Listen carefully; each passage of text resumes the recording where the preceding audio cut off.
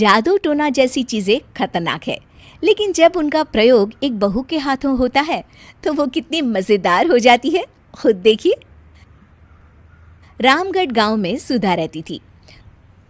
सुधा की सास उससे बड़ा काम कराती, तो पति ऐसा जो ना कभी घुमाने ले जाता और ना ही कभी कोई तोहफा लाता।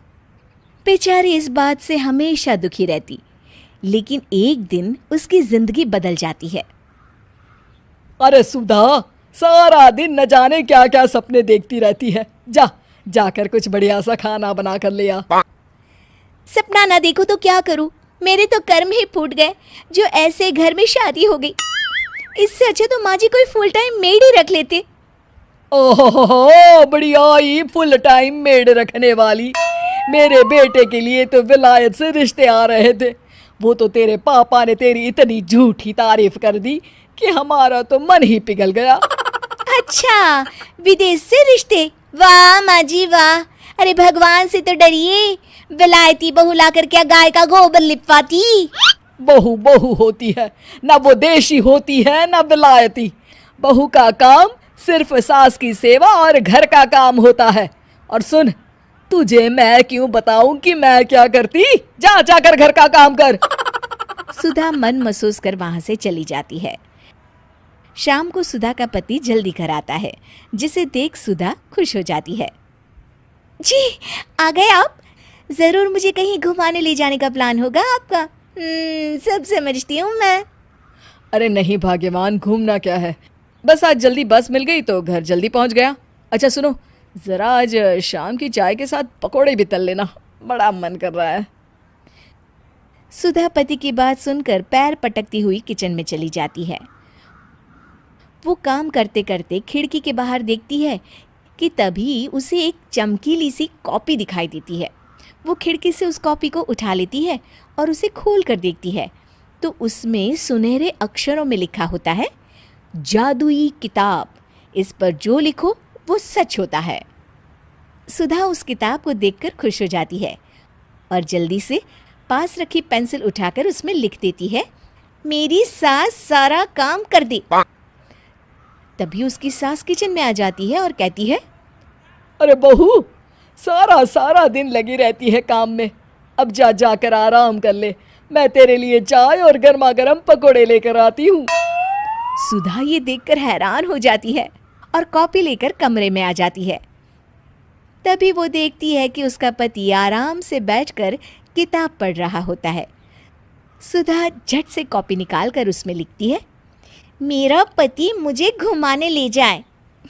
बस फिर क्या था, सुधा का पति किताब बगल में रख देता है और उससे कहता है, बहुत दिन हो गए हम कहीं घूमने नहीं गए ना, चलो कल मैं ऑफिस से छुट्टी ले लेता हूँ।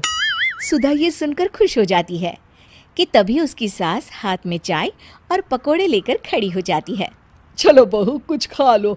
अरे किस्मत वाले हैं हम जो हमें तू मिली, वरना मेरे बेटे की शादी कहीं तय ही नहीं हो रही थी। कोई लड़की इस घर में शादी नहीं करना चाहती थी। ले बहू, खा ले। अब तो सुधा की बल्ले बल्ले हो गई थी।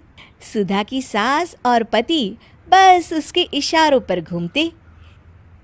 एक दिन सुधा को सास का हार पसंद आ जाता है। वो सास से कहती है, माँ जी कितना खूबसूरत हार है, क्या ये हार आप मुझे दे देंगी? ओए होए, बढ़िया ही, मुझे दे देगी? अरे तेरी माँ ने दिया है ना मुझे, जो मैं तुझे दे दूँ? मैं अपने एक भी गहने तुझे कभी नहीं दूंगी। तभी सुधा अपने कमरे में जाती है और कॉपी में लिख देती है, सास के सारे गहने मेरे हो जाए। अब क्या था, थोड़ी ही देर में सास एक संदूक लेकर उसके कमरे में आ जाती है। बहू ये ले। ये क्या है माँ जी? बेटा ये मेरे गहने हैं, अब मुझ बुढ़िया पर तो ये अच्छे नहीं लगते। तेरी तो उम्र है पहनने उड़ने की, ये ले गहने तू ही रख ले। तभी सुधा की नज़र उस हार पर पड़ती है जो सासू माँ ने पहना है। और माँ जी ये हार जो आपके गले पर है? सास हार उतारते हुए कहती है, हाँ बहू ये भी ले ले। फिर कान के टापस उतारते हुए कहती है, ये ले बेटा, तू ये भी ले ले। फिर एक एक कर वो अपने सारे पहने हुए गहने उतारने लगती है। ये भी ले ले बहू, ये भी ले ले। सुधा तो खुशी के मारे बौखला जाती है। हाँ हाँ, लाइए लाइए, लाइए लाइए। तभी सुधा का पति उसके पीछे आकर खड़ा हो जाता है और जोर से चिल्लाता है, अरे सुधा, क्या हुआ? क्या लाइए लाइए कर रही हो? अरे जरा कढ़ाई में तो देख लो, सारे के सारे पकोड़े जल गए। तभी सुधा की सास भी उसके सामने आ जाती है। इस लड़की से तो एक काम ठीक से नहीं होता, दिन भर सपने ही देखती रहती है। तभी सुधा को होश आता है। वो खिड़की के बाहर देखती है जहां उसे कुछ दिखाई नहीं देता।